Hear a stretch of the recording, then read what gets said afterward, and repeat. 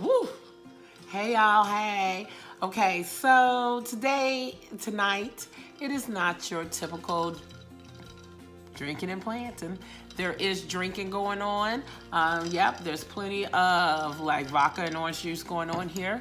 But this video is actually about my interview with a traveler.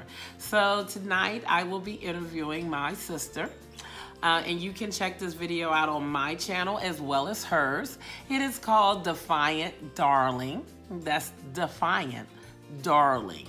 And you can check her YouTube channel out. If you're interested in what life is like for the van life, the tiny home living, the traveling life, if you're interested, because it's a huge movement that's going on right now, then yeah, please watch this. Watch this. And grab you a drink and some snacks, because yeah, I filmed a sitcom or at least a quick interview, but it is about 30 minutes long. And, I say, please check it out, enjoy it if you've ever been curious about it. If not, hey, that's fine. I'll see you next time. There will be some plants in my next video. And in this one, they're all in the background. So they'll be there for you to see and cheer on. But hey, if you don't want to watch it, that's cool. Go ahead. I also uploaded another video tonight as well. And that is some repotting with some of my new plant hauls. So hey, enjoy that one. But in the meantime, let's get to the interview with Darling, an interview with a traveler. Darling is what I consider a world traveler.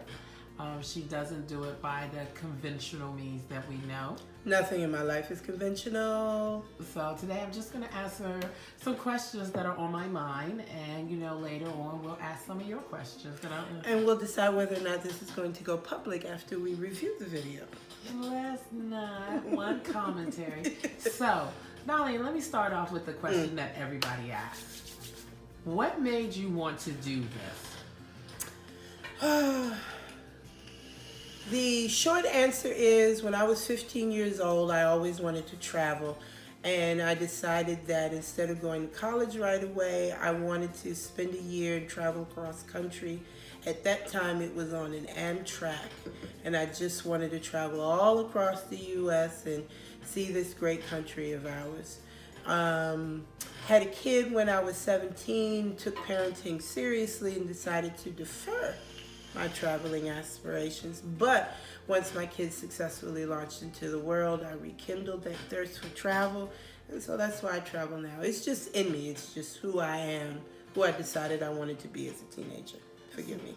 So, tell us about your first travel experience after you rekindled. Now, I'm sure you've done vacation time. We take the kids to Disney's and we do all of that stuff. But this is you out on your own for the first time after you have prolonged your traveling experience. So now you're doing this your way, on your terms. So tell me about the first trip, or rather yet, tell me about the first place that you consider this begins my traveling experience. It'd have to be after I bought my RV, the Defiant. My influences were people that were about 10 or so years older than me that had the same sort of hippy-dippy mentality. And it was something about being a vagabond and living on the road.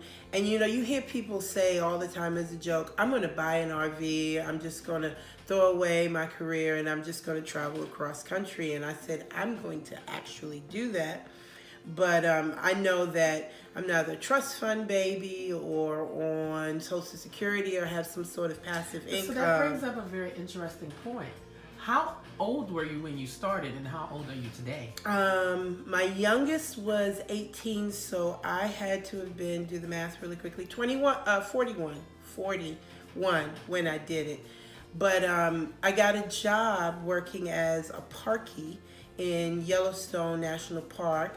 It was a seasonal position because it's not open all year round, and they offered free RV spaces to their employees, and so I said, yes, this is the job for me. I had my rig. I drove from Maryland cross country to Wyoming. I got to live the life on the road while I was doing it, and I got to acclimate myself living in a tiny space in my RV in Wyoming. That's what I consider to be my first real traveler experience. Well, okay, so you're here, you're in Yellowstone, you're living your traveling experience. Yes. Of course, you met some interesting people, and I'm just gonna stay focused on the actual traveling and of it all. But I do have to ask, from Yellowstone, Right. do you have any travelers or campers that you are still in contact with today? Oh, absolutely, absolutely. My dear and closest friend was someone that I met when I arrived in Yellowstone.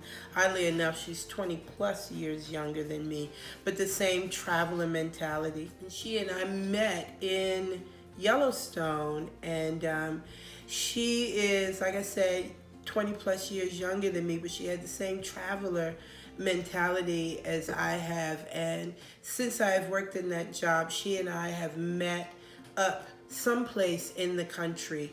Ever since then, at least once a year, we get together, and it's a great friendship. What's her name? Katie Katie. McCracken. Katie McCracken. McCracken. We got a little bit of the Irish. Because she's Irish. Yeah, She's Irish, yes. Lord knows. So maybe you and Katie someday can travel to Ireland together. Yeah. Well, no, I'm going to talk her into coming to visit me on my next adventure in Mexico and Central America. I'm going to talk her into it. Okay. Fingers crossed. Fingers crossed. So we look forward to see that. So now you told us how you have this intimate friendship with Katie McCracken. McCracken. And I think that's absolutely wonderful. So, but this is in your RV. You don't have the Defiant now. No, I don't. So, what happened in between the Defiant and now? So we are influencers, right? And I am a big YouTube person, obviously. And some of the full-time RVers that I had started following had made the transition to sailing because I was feeling the same thing they were. I'm maxed out on, traveling in the U.S., traveling on land per se in my RV. And so I was following a couple of people that bought sailboats, that may or may not have ever sailed before and taught themselves or went to formal schools and learned how to sail and continued their travels off continent. So I was, inspired by that. Now, I do things on a very budget-wise way, and so I couldn't afford to buy my own sailboat. But what I discovered that there was such things as crewing on someone else's sailboat. So after looking into that, I found myself faced with an opportunity to crew on someone's sailboat who was doing a sail around the world. I joined him when he was in the South Pacific, and so I sold my RV because I was determined I was going to do this, and bought a one-way ticket to French Polynesia and sailed through French Polynesia, the Cook Islands, American Samoa, just the South Pacific in general. Wow. And said I wanted to continue my travels that way, which I consider myself to be very lucky because those are places that you can't even travel on a plane. You really do need a ship to be able to see some of those small remote islands. Okay, and now the great thing about that is listening to this part of it is like, I feel like this is going to be an ongoing series. Now, today, fans, unfortunately, we're not going to get into the adventures on the high sea, but I promise you we will. But what I find so fascinating is I just love the idea of how you decided that I'm going to sell my RV, my Defiant, my baby, My home. and you're gonna do this. And I was like, I have to know, because I would be terrified. Were you afraid? Of course. Fear is always there. There is always that question, will I survive this choice?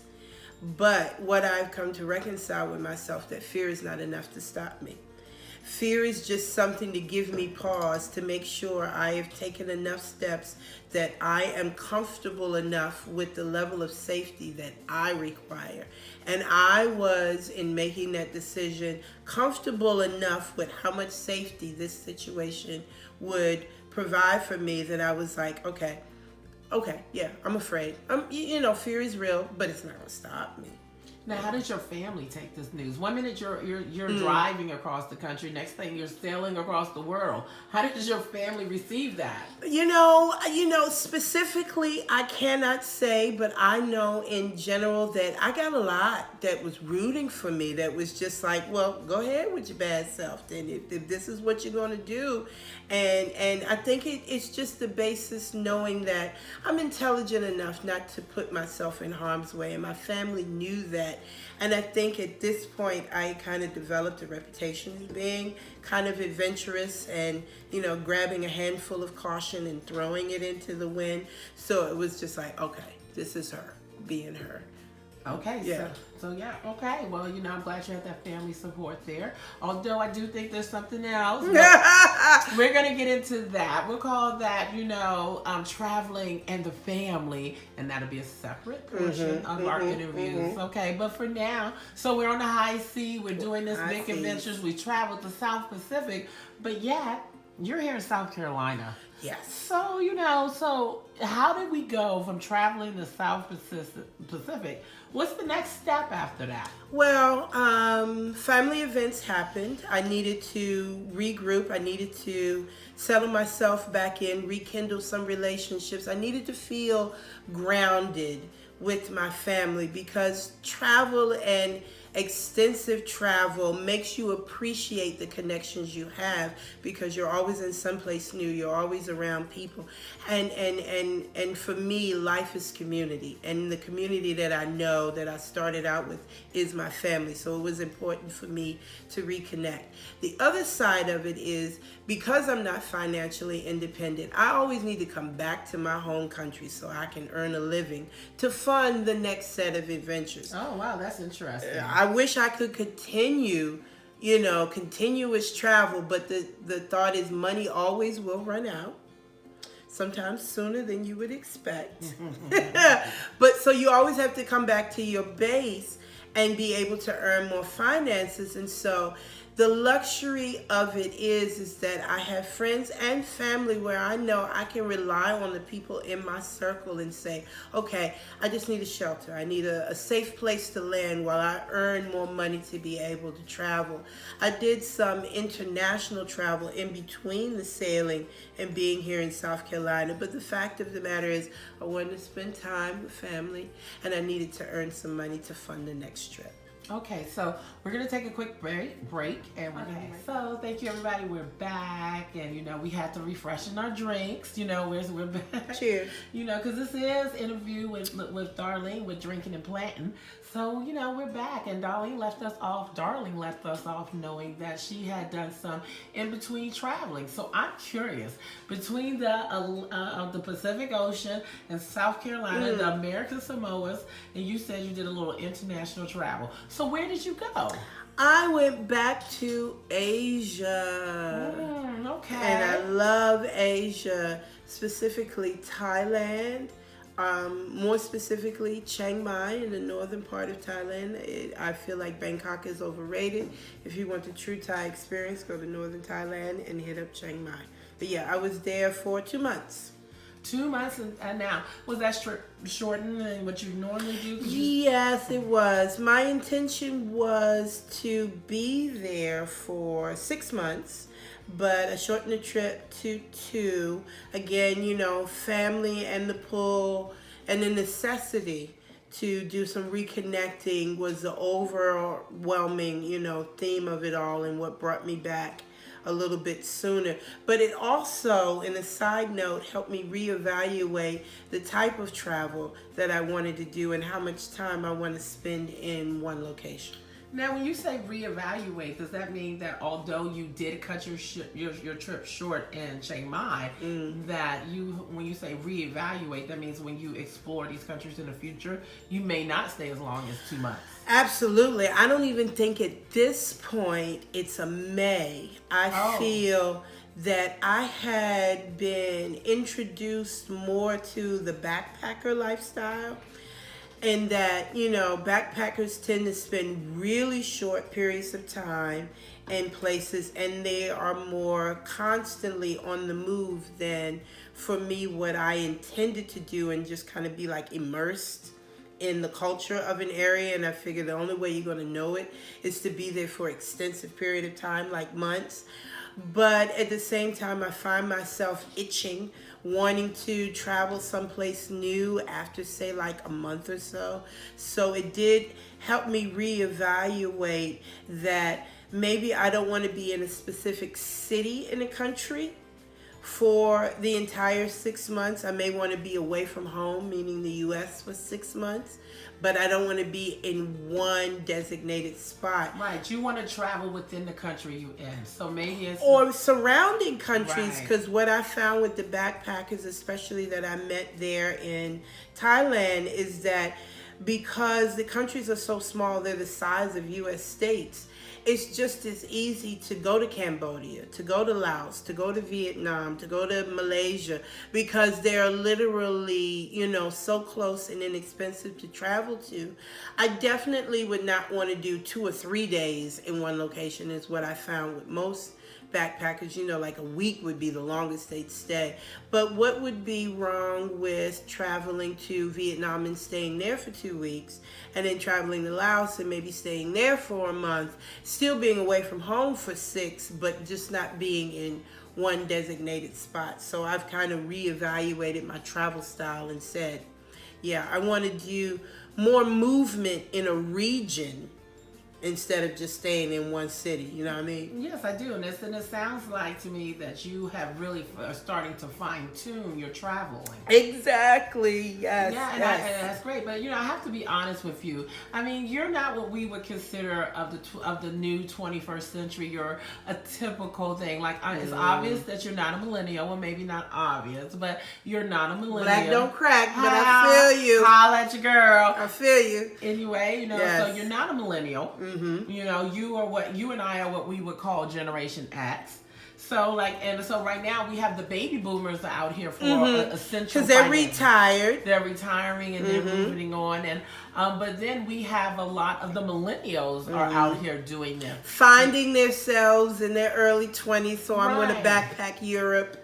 And I'm going to do this. So how do you define yourself? I've heard you use the term backpack. I know that you've been labeled as a minimalist or a naturalist, and so if I needed to put what you do out, and I don't want to label you per se, but what do I want to call someone that is a Generation X that's out here saying, I'm not doing the things that's always been. I am doing this now new, and I want to do this traveling thing. What do I call that generation that is emerging with these millennials? And maybe it's a fad for them, but with Generation X, they're sort of It's a sticklers. choice. They're sticklers. Like once we decide to do this is what we're doing now. Yes, It's yes. not something that's going to fade Yes. away. So what would you call someone like yourself? Defiant. Ah! Defiant. Because what I find, especially in my travels, that I am in a 20-year age gap. I'm 20 years older than the people I find doing this, or 20 years younger than the people that I find doing this same lifestyle. Most people in this 40, 50 age group, they're still in the grind. They're still working their careers. They're still, raising their kids. They're still paying their mortgages, trying to build their 401ks. But for me, it's just like, okay, I am going to thumb my nose a little bit at what the status quo says, what is typical for a woman of my age to be doing. And so I decided that this is my dream and I'm not going to defer it. I'm going to figure out a way to still be able to earn a living and contribute to my society, pay my taxes, and do all of those things like all of my contemporaries are doing. But I'm not going to wait 20 more years till I actually can live and fulfill my dreams. I'm doing it right now, and I think I've struck a comfortable balance between being able to be fiscally responsible enough to care for myself in a way that I'm comfortable with and still be able to live my dreams. So I am defiantly darling. I actually love that, and I think that is tremendous. That is so much better than the naturalist, the millennial. You're just like, I'm going to sum up my generation who decides to do this with me. We're defiant Yes. of tradition. Yes. that was the same old that, and that's a hard shame for. And I'm only speaking for Generation X because that's what I am. That's what you are. And it's like that's very hard for us because we're setting our ways. You know, we're the generation where no one had any idea what we were going to do. Right. But when we decided to do it, that was it. Right. So and you stuck with the choice that you made, you know, early on in life. But I think the benefit that Generation Xers have is that we understand the dedication and you know, the benefit of working hard, choosing a career path and staying on that and waiting to reap our rewards in retirement. We have that, you know, example by the baby boomers. Yes, but we don't want to wait to retire. Exactly, and I think we want to retire now. Exactly, because we have the same equal amount of influence from the millennials going, well, we're going to push the envelope. We're not going to follow by these traditional rules. We're going to live, you know, van life or in, you know, tiny homes or something like that. We're going to live our dreams now. And it's just, so we're like in between those two. And that's what I mean when I say I kind of struck that comfortable balance between the two, because I feel like I understand what hard work and dedication will get for you. And I understand what living your dreams will do for you. And so I don't want to deny myself one or the other. So I've struck a comfortable balance for me that I know hard work and dedication for 6 months out of the year will get me the financial freedom enough to be able to live a comfortable lifestyle for myself so that I can go and be frivolous and I can go and travel. So I feel like I'm living the best of both worlds. Well, yeah, so you come back saying, okay, I'm going to bust my butt for you. I'm going to give you everything I have. I'm going to give you 120%, but I'm leaving at 6 months. And I'm going to rake up as much money as I can so that when I'm here in these places, I am going to live the best life that I can. Yes, absolutely. I'm going to live my dream because what I've found is with travel, I have something that is the most underrated and something that most people are incapable of being able to identify its value. I got my time back. It's like when I first set out on this travel adventure, you know, and you're going out and you're doing these things and you're not working, I'm in vacation mode. But I've been doing it long enough that I'm no longer in vacation mode and I'm just in living mode. It's not like, you know, Monday I got to do this and Tuesday I got to go see that. And I'm on a schedule to make sure I see every site and every tourist thing. It's like if I want to stay in my pajamas until 11 o'clock, I can do that because that's how I want to spend my time. I'm not in vacation mode when I'm traveling. I want to experience culture. I'm in living mode. I want to experience culture. I want to eat this food. I want to see what happens after rush hour is over. When it's 10 and 11 o'clock in the morning, what does normal life look like for this country, this city, this place? And so I'm not in the, go to this tourist attraction and do this thing and do that thing. I'm just like, what do the locals do? So I found my way of just kind of slowing down and enjoying the fact that I have my time back and I can dictate when I wake up in the morning, how I'm going to spend my day, what I'm going to eat, when I'm going to exercise, what am I going to see. I own my time again. Granted, it's only for about 6 months out of the year because, again, I have to go back into normal society to be able to earn my living to fund this so that I can be able to do it. And there is that balance. There's that balance. Do you ever think you will find an opportunity where maybe you can do online work and not come back for that 6 months? Well, I do like the idea of having passive income, something that I don't have to show up in a specific location and do a specific function in order to earn money.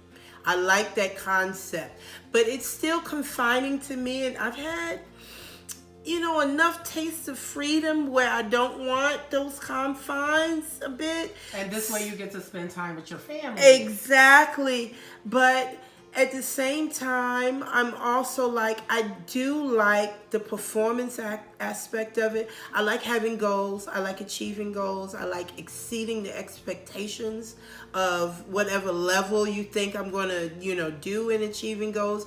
There's a part of me, I guess it's the baby boomer part, that likes to say, here's what an employer expects of me, and then I exceed that. I love being the best employee that you have on the job. So I don't mind diving back into that world. And that is definitely that's the effects of being raised by a baby boomer. Exactly. And as a influence. This is the influence of being raised by a baby boomer. But then as a Generation X, we got to take responsibility for the millennials because we raised them. They're my children. That's right. We raised them, and we was like, you do not have to take this, and they actually believed it. So Right. And then they don't, but I think what it is the compromise, because here's the thing. So you work a 9-to-5 job, you're working, 50 weeks out of a 52-week year. You get 2 weeks off a year. You're working 5 out of 7 days a week, And so what you get from that is the beautiful homes and, a vacation where you could drop several $1,000s on it. You're getting new vehicles and the latest, technology. But what you're sacrificing is your time. In order to get your time back, then now you're sacrificing some comforts. I look at it as 3 things that you can have in life. You can have safety, you can have comfort, or you can have freedom. And there's a combination where you can only have 2 of those 3 things. And every time you choose 2, you're losing something of that one. So I sacrifice a little bit of safety and comfort for the sake of my freedom. And that's just a personal choice. Some people would choose more safety. Some people would choose more comfort.